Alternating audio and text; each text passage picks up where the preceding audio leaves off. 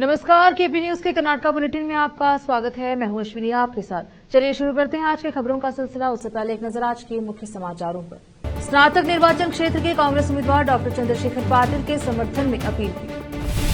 CM Siddaramaiah का दावा, कोई आंतरिक दरार नहीं, कर्नाटक में सत्तारूढ़ कांग्रेस एकजुट। कर्नाटक के मंत्री ने पूछा, भाजपा जेडीएस नेता प्रज्वल रेवन्ना की एनकाउंटर की मांग क्यों नहीं कर रही। फर्जी समाचार पर शिकायत में बीवाई उजागरविंद का नाम केएस ईश्वरप्पा ने कहा। सारा महेश का कहना है कि एच डी रेवन्ना को राजनीतिक जाल में फंसाया गया।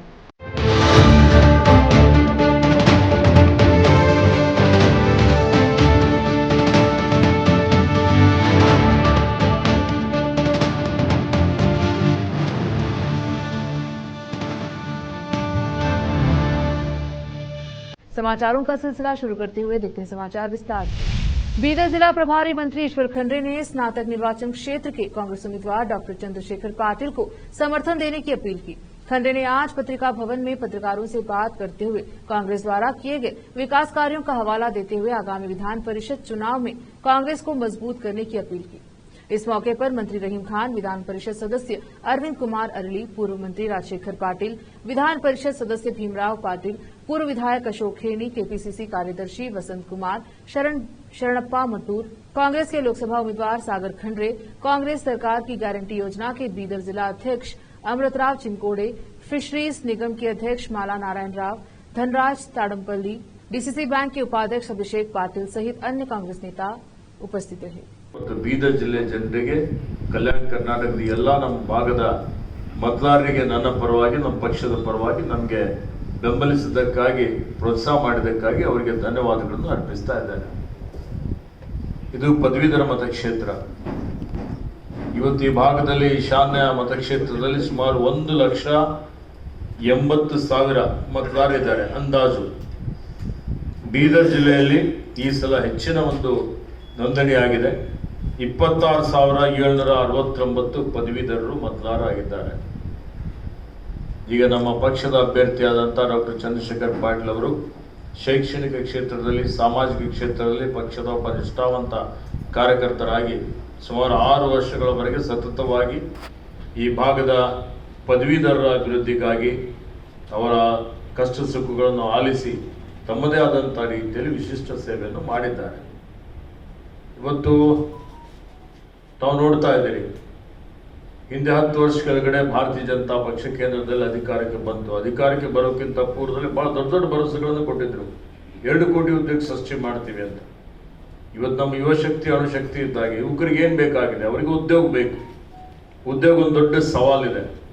ಇವತ್ತು ಎಲ್ಲ ಅಂಕಿ ಅಂಶಗಳು ಸರ್ಕಾರದನೇ ಒಂದು ಅಂಗಸಂಸ್ಥೆ ಆದಂಥ NSS ಪ್ರಕಾರ, ನ್ಯಾಷನಲ್ ಸರ್ವೆ ಏನು ಮಾಡ್ತಾರೆ, ಅವ್ರ ಪ್ರಕಾರ 45 ವರ್ಷದ ದೇಶದ ಇತಿಹಾಸದಲ್ಲಿ ಎಲ್ಲಕ್ಕಿಂತ ಹೆಚ್ಚಿನ ಒಂದು ನಿರುದ್ಯೋಗದ ಸಮಸ್ಯೆ, ನಿರುದ್ಯೋಗದ ದರ ಈಗ ಈ ಬಿಜೆಪಿ NDA ಸರ್ಕಾರದ ಕಾರ್ಯಕಾಲದಲ್ಲಿ ಬಹಳ ಜಾಸ್ತಿ ಆಗಿದೆ ಇವತ್ತು.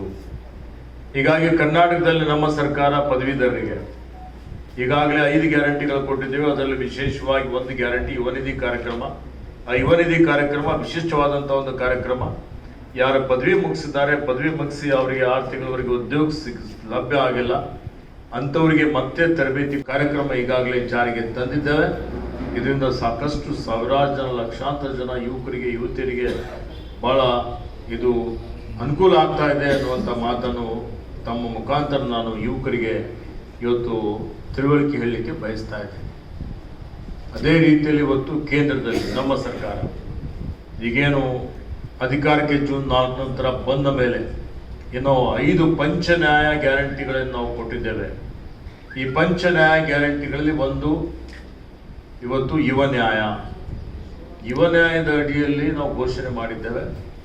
ಯಾರು ವಿದ್ಯಾವಂತ ಯುವಕರಿದ್ದಾರೆ ಅವರಿಗೆ ಇಲ್ಲಿರುವಂಥ ಏನು ಇವತ್ತು ಸರ್ಕಾರಿ ಸ್ವಾಮ್ಯದ ಕಂಪನಿಗಳಿರ್ಬೋದು, ಖಾಸಗಿ ಕಂಪನಿಗಳಿರ್ಬೋದು, ಆ ಕಂಪನಿಗಳಲ್ಲಿ ಅವರಿಗೆ ತರಬೇತಿ, ಅಪ್ರೆಂಟಿಸ್ಶಿಪ್ ಟ್ರೈನಿಂಗ್, ವೃತ್ತಿ ತರಬೇತಿ ಕೊಡುವಂಥದ್ದಕ್ಕೆ ಅವರಿಗೆ ಖಾತ್ರಿ ಕೊಟ್ಟು, ಅಂದರೆ ಅವರಿಗೆ ಆ ಒಂದು ಕೌಶಲ್ಯ ತರಬೇತಿ ಕೊಟ್ಟು ಮುಂದೆ ಅವರಿಗೆ ಶಾಶ್ವತವಾಗಿ, ಖಾಯಂ ಆಗಿ ಉದ್ಯೋಗ बीदर शहर से लगे नरसिंह झरना देवस्थान के क्षेत्र में 500 मीटर के दायरे में बोरवेल खोदने के आरोप में एफआईआर दर्ज किया गया है। प्राप्त सूत्रों के अनुसार महादेव खराबे नामी बोरवेल खुदाई यूनिट के वाहन को जब्त किया गया है। बीदर में रहे गुरु नानक झीरा, पापनाश देवस्थान और नरसिंह झरना के क्षेत्र में 500 मीटर के दायरे में किसी भी प्रकार की बोरवेल खोदने पर जिलाधिकारी द्वारा प्रतिबंध लगाया गया है, जिसका नरसिंह झरना के करीब उल्लंघन किया जा रहा है। इस संबंध में एफआईआर दर्ज करके वाहन को जब्त किया गया है। कर्नाटक के मुख्यमंत्री सिद्धरामैया ने राज्य में सत्तारूढ़ कांग्रेस के भीतर किसी भी आंतरिक दरार से इनकार किया और कहा कि पार्टी एकजुट है। हमारे भीतर दरार कहां है? क्या हमारे बीच कोई लड़ाई है? भाजपा इसे अलग कर रहे हैं, कह रहे हैं, वे इसे राजनीति के लिए कहते हैं। आंतरिक दरार कहां है? सिद्धरामैया ने राज्य के भाजपा नेताओं के बयानों पर एक सवाल का जवाब देते हुए संवाददाताओं से कहा कि हमारे बीच कोई आंतरिक दरार नहीं है। अगर आंतरिक दरार होती तो क्या हम एकजुट होकर संसद चुनाव का सामना कर सकते थे? कोई दरार नहीं है, न अंदर न बाहर। कर्नाटक में कांग्रेस सरकार को गिराने के लिए महाराष्ट्र मॉडल को दोहराने के प्रयासों के संबंध में महाराष्ट्र की मुख्यमंत्री एकनाथ शिंदे के कथित बयानों पर प्रतिक्रिया व्यक्त करते हुए सीएम ने कहा, भाजपा नेता 1 साल से ऐसे दावे कर रहे हैं। उन्होंने कहा, शिंदे महाराष्ट्र के मुख्यमंत्री हैं, हमारी सरकार के बारे में बोलने के बजाय उन्हें पहले अपनी सरकार बचाने दीजिए। लघु उद्योग और सार्वजनिक उद्यम मंत्री शरणबसप्पा दर्शनपुर ने सवाल किया है कि भाजपा और जेडीएस नेता हासन के सांसद प्रज्वल रेवन्ना के एनकाउंटर की मांग क्यों नहीं कर रहे हैं, जो कथित तौर पर सेक्स स्कैंडल में शामिल है। वह यौन उत्पीड़न के वीडियो वाली पेनड्राइव के वितरण में कथित संलिप्तता के संबंध में उप मुख्यमंत्री डीके शिव कुमार के खिलाफ दोनों दलों के नेताओं द्वारा लगाए गए आरोपों पर प्रतिक्रिया दे रहे थे। भाजपा और जेडीएस दोनों नेताओं ने नेहा हिरेमठ हत्या मामले में हमलावर की मुठभेड़ की मांग की। वे अब प्रज्वल रेवन्ना के एनकाउंटर की मांग क्यों नहीं कर रहे हैं? कहा गए मांग करने वाले नेता? कांग्रेस नेता ने पूछा, न्याय सभी के लिए समान क्यों नहीं है? मंत्री ने यह भी पूछा कि क्या गृह मंत्री ने प्रज्वल को सेक्स स्कैंडल की वीडियो रिकॉर्डिंग करने को कहा था? उन्होंने दावा किया कि सांसद ने खुद वीडियो रिकॉर्डिंग की है। उन्होंने कहा, अब भाजपा और जेडीएस नेता दूसरों पर दोष मढ़ रहे हैं, हालांकि प्रज्वल ने सेक्स स्कैंडल बनाया है। रोकते हैं समाचारों का सिलसिला, लेते हैं छोटा सा ब्रेक। हिंदुस्तान के हर कोने में हम हैं मौजूद। 24 घंटे हालात पर गहरी नजर, खबरों से जुड़े चुपते सवालात और आपको दिखाता है धार्मिक, सामाजिक, राजनीतिक, लोकल और इंटरनेशनल न्यूज की सबसे बेहतर कवरेज, जो आपको रखती है हर पल बाखबर। देश और दुनिया भर की खबर के लिए देखते रहें केपी न्यूज 24/7। ब्रेक के बाद स्वागत है आपका, देखते हैं समाचार राज्य के। पूर्व बीजेपी नेता के.एस. ईश्वरप्पा ने चुनाव आयोग में शिकायत दर्ज कराई है, जिसमें मांग की है कि शिवमोगा लोकसभा सीट से बीजेपी उम्मीदवार बीवाई राघवेंद्र का नाम पुलिस शिकायत में शामिल किया जाए, क्योंकि उन्होंने मैदान से संन्यास लेने के बारे में फर्जी खबरें गढ़ी और फैलाई। 7 मई को मतदान से ठीक एक दिन पहले कर्नाटक के मुख्य निर्वाचन अधिकारी के पास शिकायत दर्ज कराने के बाद पत्रकारों से बात करते हुए ईश्वरप्पा ने आरोप लगाया कि उन्होंने पहले भी शिवमोगा के रिटर्निंग अधिकारी के साथ साथ पुलिस अधीक्षक के पास भी शिकायत दर्ज कराई है, लेकिन इन अधिकारियों द्वारा दर्ज की गई एफआईआर में किसी भी आरोपी का जिक्र नहीं है। इसके बावजूद उन्होंने सीधे तौर पर राघवेंद्र पर शामिल होने का आरोप लगाया। ईश्वरप्पा ने कहा कि यह राघवेंद्र द्वारा एक राजनीतिक साजिश और लोकतंत्र की हत्या थी। उन्होंने उनके बारे में एक काल्पनिक कहानी बनाई। जेडीएस की पूर्व मंत्री सारा महेश ने दावा किया है कि पार्टी नेता एच.डी. रेवन्ना को राजनीतिक उद्देश्यों के लिए अपहरण मामले में फंसाया जा रहा है। वह पद्मनाभनगर में पार्टी सुप्रीमो एच.डी. देवेगौड़ा के आवास पर रेवन्ना से मुलाकात के बाद बोल रहे थे। महेश ने कहा कि राज्य में हर कोई अब जानता है कि यह एक राजनीतिक जाल है। उन्होंने रेवन्ना को अपहरण के नाम पर उस जाल में फंसाया है। यहां तक कि कुछ शीर्ष ईमानदार पुलिस अधिकारी भी इस बात को समझ रहे हैं और सच्चाई जल्द ही सामने आएगी। उन्होंने कहा कि रेवन्ना आहत है क्योंकि उन्हें झूठी मामले में फंसाया गया है और बिना किसी गलती से सजा दी गई है। इस दौरान रेवन्ना अपने सैकड़ों समर्थकों को देखकर भावुक हो गए। हासन, होलीनरसीपुर, मंड्या और बैसूर से लोग उन्हें देखने आए थे। उन्होंने उनके समर्थन में नारे लगाए। कर्नाटक के लोक निर्माण मंत्री सतीश जारकीहोली ने स्वीकार किया है कि कांग्रेस विधायक नाखुश हैं, लेकिन उन्होंने कहा है कि इस आंतरिक कलह से सरकार की स्थिरता को कोई खतरा नहीं होगा। सतीश ने संवाददाताओं से कहा, मैं यह नहीं कहूंगा कि कोई असंतोष नहीं है, लेकिन इससे सरकार नहीं गिरी। वह महाराष्ट्र के मुख्यमंत्री एकनाथ शिंदे के इस संकेत पर सवालों की प्रतिक्रिया दे रहे थे। कि लोकसभा चुनाव के बाद कर्नाटक में कांग्रेस सरकार को अस्थिरता का सामना करना पड़ा। सतीश ने कहा, हमारी लड़ाई पार्टी के भीतर है, समस्याएं हो सकती हैं, लेकिन वे आंतरिक हैं, वे बाहर नहीं जाएंगे। फिलहाल वक्त है एक और छोटे से ब्रेक का, जल्द लौटेंगे ब्रेक के बाद। हिंदुस्तान के हर कोने में हम हैं मौजूद। 24 घंटे हालात पर गहरी नजर, खबरों से जुड़े चुपते सवालात और आपको दिखाता है धार्मिक, सामाजिक, राजनीतिक, लोकल और इंटरनेशनल न्यूज की सबसे बेहतर कवरेज, जो आपको रखती है हर पल बाखबर। देश और दुनिया भर की खबर के लिए देखते रहें केपी न्यूज 24/7। ब्रेक के बाद स्वागत है आपका, देखते हैं समाचार। पूर्व मुख्यमंत्री एच डी कुमारस्वामी ने गुरुवार को आरोप लगाया है कि सीएम सिद्धरामैया के नेतृत्व वाली राज्य सरकार नहीं चाहती कि प्रज्वल रेवन्ना के खिलाफ यौन शोषण मामले में सच्चाई सामने आए, लेकिन देवेगौड़ा परिवार का नाम खराब हो जाए। उन्होंने आरोप लगाया कि वे अपनी सरकार बचाने के लिए सत्ता का दुरुपयोग कर रहे हैं।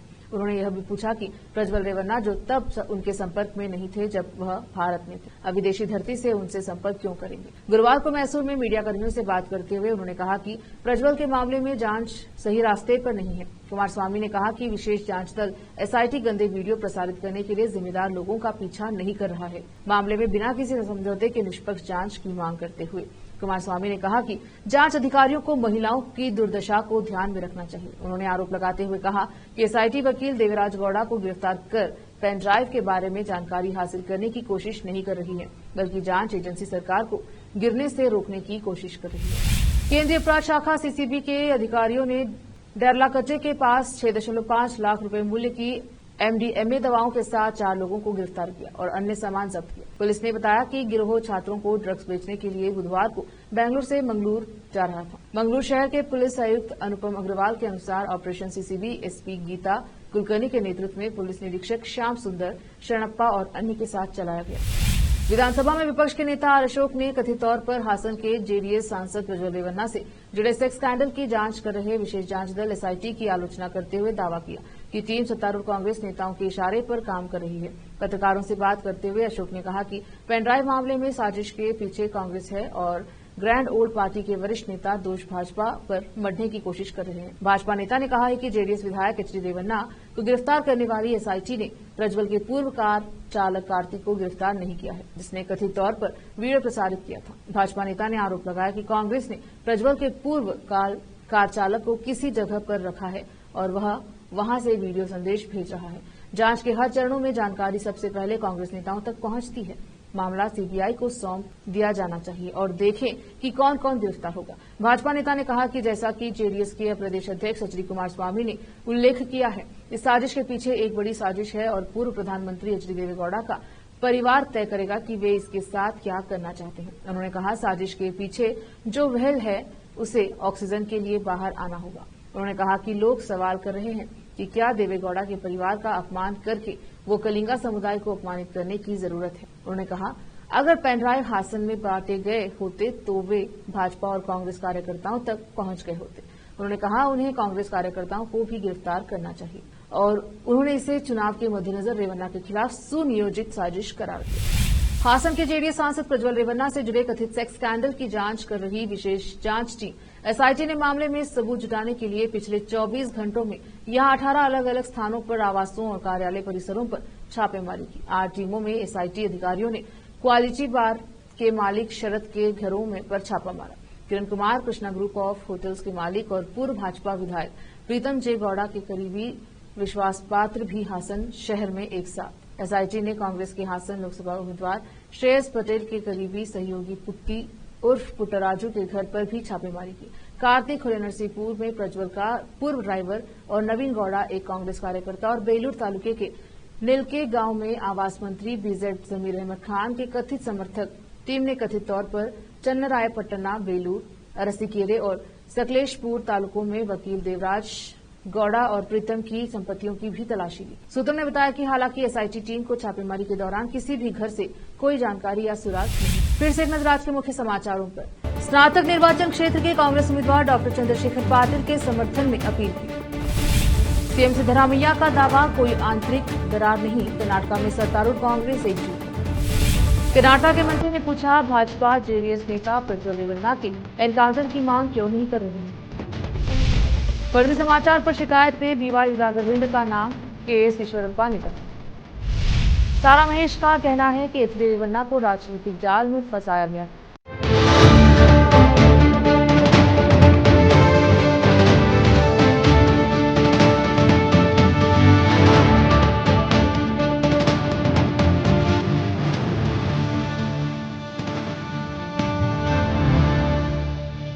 केपी न्यूज के कर्नाटक बुलेटिन में अब तक के लिए इतना ही। देखते रहिए केपी न्यूज 24/7। धन्यवाद।